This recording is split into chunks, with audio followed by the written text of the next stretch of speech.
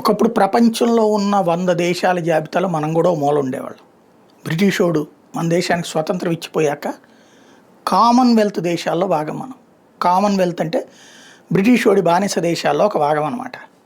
ఇది తెలుసో తెలీదో, స్వతంత్రం వచ్చిన రోజున భారతదేశం ప్రధానమంత్రి జవహర్లాల్ నెహ్రూ ఇది బ్రిటన్ రాజు మీద ప్రమాణం చేసి ప్రధానమంత్రి అయ్యాడు. అంటే సంపూర్ణ స్వాతంత్రం ఇవ్వాల వాళ్ళు. అంగీకార యోగ్యమైనటువంటిది 1950 జనవరి 26 దాకా మన అన్నీ కూడా ఫైళ్ళు అక్కడ గవర్నర్ జనరల్ సైన్ చేయాల్సి వచ్చింది. గవర్నర్ జనరల్ మనోడే ఉన్నాడు, కానీ ఆయన బ్రిటిష్కి పంపించి ఓకే చేసుకోవాలి. 1950 జనవరి 26 రిపబ్లిక్ డే దాకా కూడా అదే నడిచింది. అంటే స్వతంత్రం అంటే ఏంటి, తన్ని అవతలకి లాక్కోవడం జరగలేదు. అదే ఇంత ముందు చెప్పుకున్నటువంటి ఇదంతా ఇప్పుడు ఎందుకు చెప్పాల్సి వస్తుందంటే, ఇవాళ ఆ తర్వాత రోజుల్లో ఓ రకంగా చెప్పాలంటే జనతా పార్టీ అప్పుడు కూడా సాధ్యం కాని వాజ్పేయి అప్పటి నుంచి సాధ్యమైంది. మోడీ వచ్చాక పీక్ స్టేజ్కి వెళ్ళింది. సెల్ఫ్ రిలయన్స్, మనకి మనం సాధించాలి అన్నటువంటిది.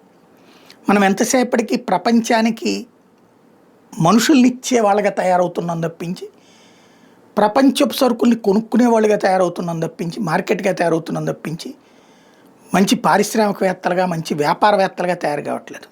ఇప్పుడు అదే మోడీ ఇచ్చినటువంటి పిలుపు. సెల్ఫ్ సస్టైనబుల్ సాధించాలంటే స్వదేశీ వస్తువులు పెరగాల. చైనా సక్సెస్ అయింది అక్కడే.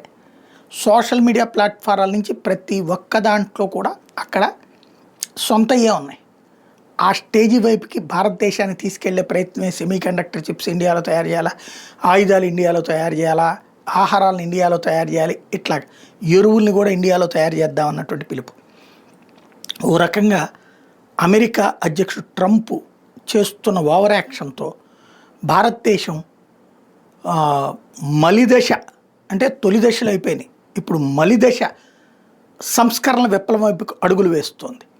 ఒకప్పుడు 1,00,000 కోట్ల బడ్జెట్ అంటే వామ్మో అనుకున్న స్టేజ్ నుంచి 50 లక్షల కోట్ల బడ్జెట్కి వచ్చిన వాళ్ళం మనం. ప్రపంచంలో 3వ ఆర్థిక వ్యవస్థకి చేరువవుతున్న వాళ్ళం మనం. ఖచ్చితంగా చదివితే ఉద్యోగం కోసమే బ్రతుకు అనే దశ నుండి చదువుకుంటూ పరిశ్రమలు పెట్టి చదువుకుంటూ ఎదుగుదల, చదువు అయ్యేటప్పటికి ఒక సెల్ఫ్ సస్టైనబుల్ సిచ్యుయేషన్లోకి వచ్చే విధంగా మన భవిష్యత్ తరాలు తయారవ్వాలని కోరుకుందాం.